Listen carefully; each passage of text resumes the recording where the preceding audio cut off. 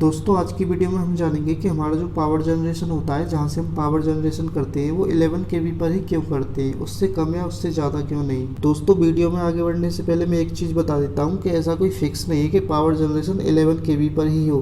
कई प्लांट में आप जाकर देखेंगे तो पावर जनरेशन 11 केवी 20 केवी पर भी देखने को मिल जाएगा, बट मैक्सिमम केस में आपने 11 केवी पर ही पावर जनरेशन को देखा हुआ। आपने कई बार सुना भी होगा क्या रिजर्व वोल्टेज के बारे में। दोस्तों अगर मैं इस सवाल का जवाब एक लाइन में दूं कि पावर जनरेशन 11 केवी पर ही क्यों करते हैं, तो इसका जवाब है सिस्टम को इकोनॉमिकल रखने के लिए, मतलब कम से कम पैसा लगाकर हम ज़्यादा से ज़्यादा आउटपुट प्राप्त कर सकें।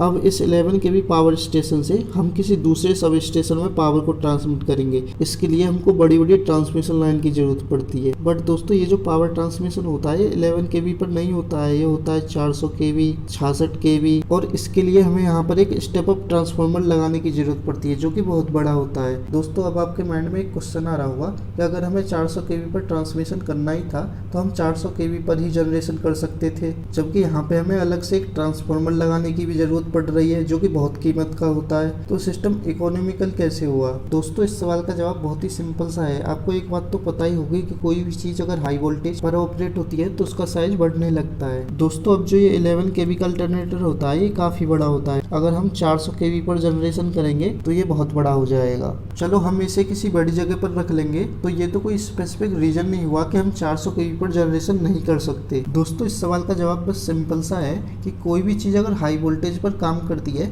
तो उसकी जो वाइंडिंग है उसका साइज भी बढ़ेगा, मतलब उसमें जो नंबर ऑफ टर्न्स है वो भी बढ़ेंगे। अब जो इसका रोटर है वो भी काफ़ी बड़ा हो जाएगा और इसे घुमाने के लिए बड़े बड़े टरबाइंस की जरूरत पड़ेगी, और इन बड़े बड़े टरबाइंस को घुमाने के लिए जो भी इनपुट में मैकेनिकल एनर्जी है जैसे स्टीम या वाटर वो भी लार्ज अमाउंट में चाहिए होगी। तो ज़्यादा मैकेनिकल एनर्जी की वजह से हमारे सिस्टम की कॉस्ट क्या हो जाएगी? हाई। दोस्तों अब आप सबके माइंड में एक क्वेश्चन और आ सकता है कि चलो मान लिया हम 400 केवी पर जनरेशन नहीं कर सकते क्योंकि हमारा सिस्टम इकोनॉमिकल नहीं बन पा रहा है, लेकिन 11 केवी पर ही क्यों? हम इससे कम पर भी जनरेशन कर सकते हैं, 5 केवी पर भी जनरेशन कर सकते हैं, इससे हमारा सिस्टम और इकोनॉमिकल हो जाएगा। दोस्तों इस सवाल का जवाब ये है कि ये तो आप जानते होंगे कि P = V × I होता है और into power factor efficiency, but main जो होता है वो V × I होता है। ऐसे में अगर हम कम वोल्टेज पे जनरेशन करेंगे तो हमारे करंट की जो वैल्यू है वो बहुत हाई हो जाएगी, जिससे कंडक्टर का साइज बढ़ेगा। कंडक्टर का साइज बढ़ेगा तो हमारी जो वाइंडिंग है उसका भी साइज बढ़ेगा। वाइंडिंग का साइज बढ़ेगा तो फिर से हमारे रोटर का साइज बहुत बड़ा हो जाएगा, जिसको घुमाने के लिए हमें बड़े बड़े टरबाइन चाहिए होंगे। इन बड़े बड़े टरबाइंस को घुमाने के लिए हमें फिर से ज़्यादा मैकेनिकल एनर्जी की आवश्यकता पड़ेगी।